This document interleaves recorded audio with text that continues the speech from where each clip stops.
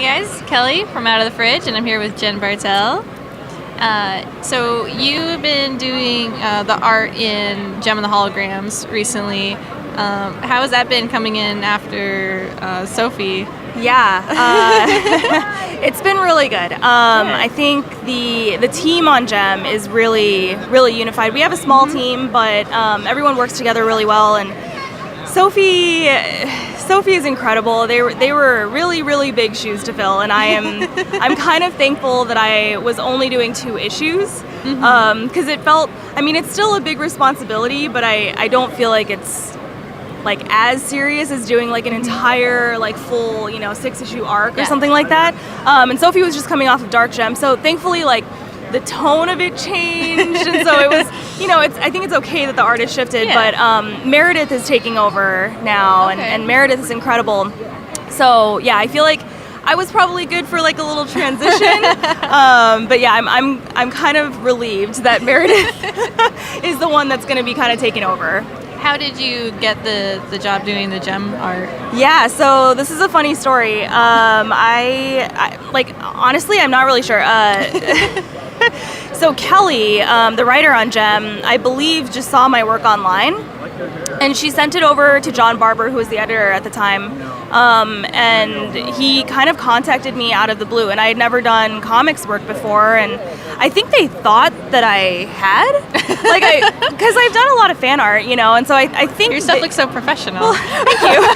But I think like when Kelly saw my stuff, she was like, "Oh, Jen's been working in the industry. Like, let's just hire her."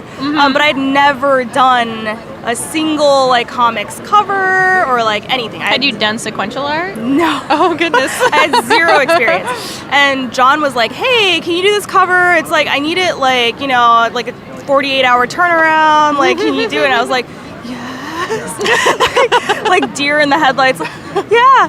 And so I just like stayed up and got the cover done, and I think since then I've just become this kind of like workhorse where they can ask me to do a cover, and they know they're going to get it by deadline, and they know that it's going to be of a certain quality, and so they just kind of kept coming back.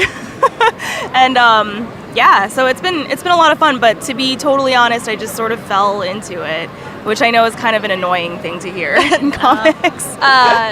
On a similar note, is Gem something you liked as a kid or that you were ever into? Or? Yeah, so big secret, I did not grow up with Gem. I think I just turned 29 this year, so I think I like just missed it. And not only that, but I grew up in Korea, so I didn't really have access to like American media or anything like that.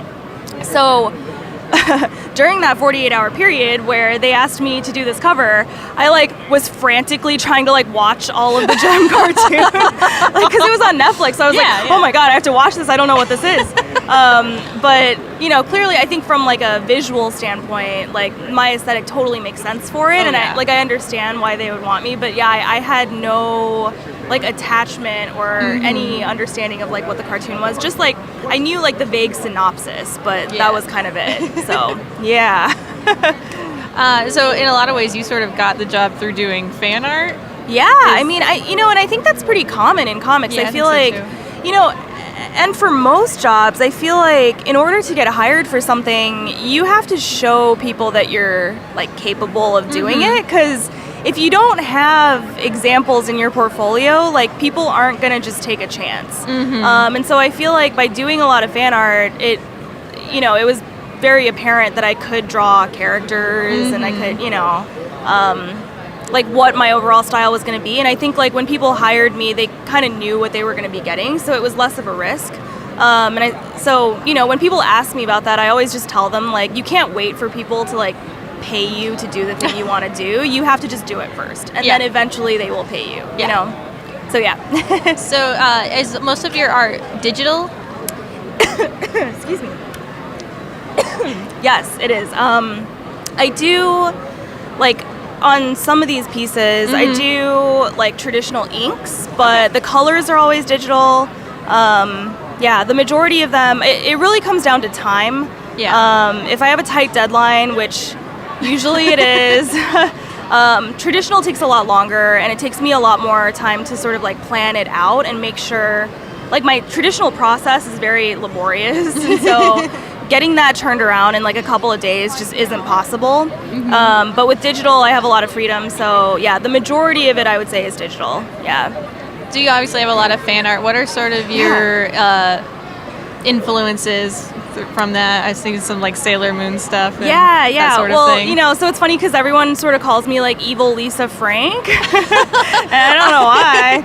I actually was gonna compare your colors to the Lisa Frank sort of palette, but and darker. But that's what I grew up with, and I think like. You know, it's funny because everyone loves to harp on like how terrible things were in the 90s, but like I don't know, I kind of in a lot of ways that aesthetic makes me like really nostalgic, and I love it, but I'm trying to sort of modernize it, you know, and like make it suitable for 2016. But yeah, I would say like a lot of media from the 90s.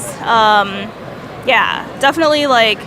I look at a lot of stuff that's like not comics too. Like, I think it's really important to kind of like consume as much outside media as you can. And so for me, like, I look at a ton of like street fashion and like lots of photography, lots of films. Yeah, I just try to like keep up with everything that's like sort of trending right now, and I incorporate a lot of that into my work, I think. And so yeah, because I feel like within comics, there aren't enough people who actually look at like fashion.